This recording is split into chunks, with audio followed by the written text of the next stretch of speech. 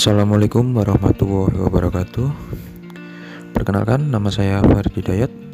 Saya peserta Latsar CPNS Kementerian Atr BPN tahun 2021, gelombang 2, golongan 2. Pada kesempatan kali ini, saya akan membahas mengenai tugas di agenda 2, yaitu tugas Learning Journal agenda 2, mengenai komitmen mutu dan anti korupsi. Baik, yang pertama mengenai komitmen mutu.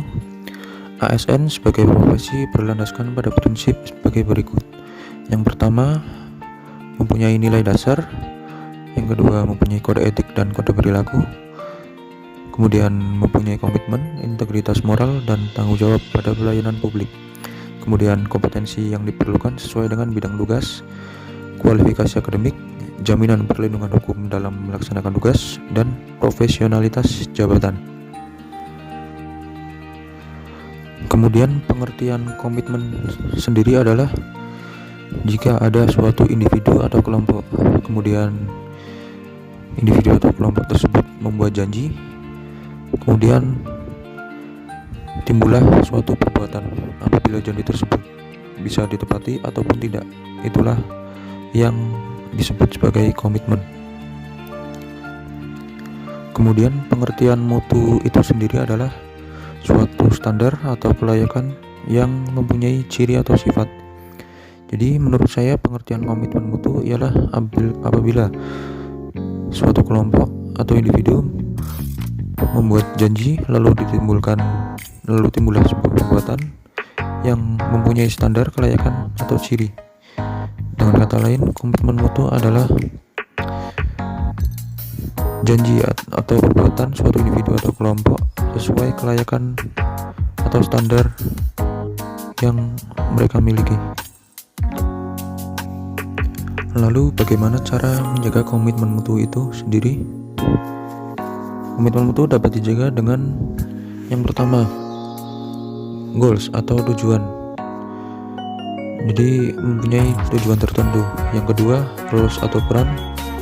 Yang ketiga, prosedur, ada prosedur. Kemudian relationships atau hubungan. Dan yang terakhir, harus ada leadership atau kepemimpinan. Kemudian komitmen mutu jika dikaitkan dengan birokrasi bisa berupa yang pertama, kasus korupsi.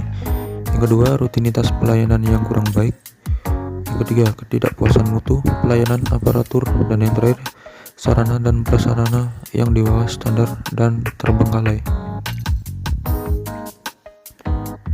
Kemudian, merujuk definisi dari Gotch dan Davis, manajemen mutu terpadu atau Total Quality Management atau TQM terdiri atas kegiatan perbaikan berkelanjutan yang melibatkan setiap orang dalam organisasi melalui usaha yang terintegrasi secara total untuk meningkatkan kinerja pada setiap level organisasi.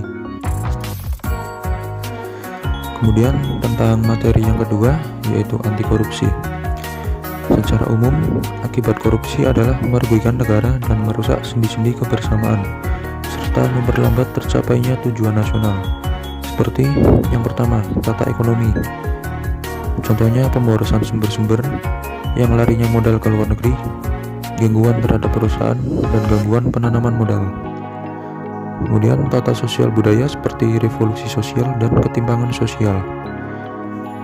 Kemudian tata politik seperti ketidakstabilan politik, pengambil alihan kekuasaan, hilangnya bantuan luar negeri, hilangnya kewibawaan pemerintah.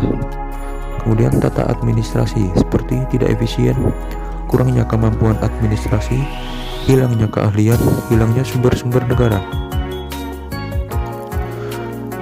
Keterbatasan kebijaksanaan pemerintah dan pengambilan tindakan-tindakan represif.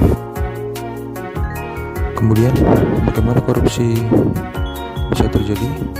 Korupsi dapat terjadi karena yang pertama ada niat, kemudian yang kedua ada kesempatan. Maka seseorang akan melakukan korupsi baik banyak dan maupun sedikit. Kemudian apa pengertian korupsi? Korupsi bisa berarti busuk, palsu, suap menurut Kamus Bahasa Indonesia. Kemudian menurut Kamus Hukum, korupsi adalah urut, rusak, suka menerima uang sogok, menyelewengkan uang atau barang milik perusahaan atau negara, menerima uang dengan menggunakan jabatannya untuk kepentingan pribadi.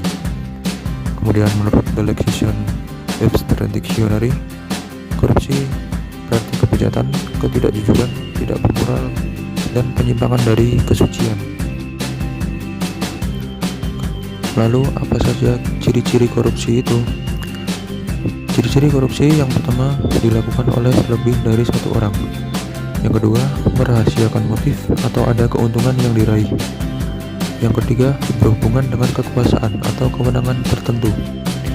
Yang keempat, berlindung di balik pembenaran hukum. Yang kelima, melanggar kaidah kejujuran dan norma hukum. Yang keenam, mengkhianati kepercayaan. Kemudian, apa saja jenis-jenis korupsi? Yang pertama, kerugian keuangan negara. Yang kedua, suap menyuap, penggelapan dalam jabatan, bisa berupa pemerasan, perbuatan curang, benturan kepentingan dalam pengadaan, dan yang terakhir bisa berupa gratifikasi. Lalu bagaimana cara mencegah korupsi? Korupsi dapat dicegah dengan cara yang pertama, melakukan perbaikan sistem, yaitu dengan cara peraturan perundang-undangan, melalui reformasi birokrasi, menegakkan etika profesi dan tata tertib lembaga, penerapan prinsip good governance, dan yang lain-lain. Yang kedua, dengan cara perbaikan manusia, dengan memperbaiki moral manusia, meningkatkan kesadaran hukum, mengentaskan kemiskinan, memilih pimpinan yang bersih, jujur, dan anti korupsi, dan yang lain-lain. Kemudian, apa saja nilai-nilai dasar anti korupsi? Yang pertama, jujur. Yang kedua, peduli. Yang ketiga, mandiri. Keempat, disiplin. Kelima, tanggung jawab. Keenam, kerja keras. 7, sederhana. 8, berani. Dan yang kesembilan, adil.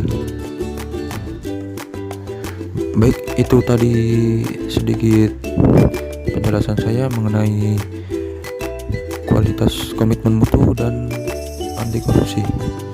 Jadi sebagai CPNS yang nantinya akan menjadi ASN, kita harus selalu menjaga komitmen mutu kita dalam melayani publik, karena kita merupakan pelayan publik, dan hindari berbuat korupsi, karena korupsi selain merugikan diri sendiri juga merugikan orang lain dan merugikan negara. Demikian, kurang lebihnya mohon maaf. Wassalamualaikum warahmatullahi wabarakatuh.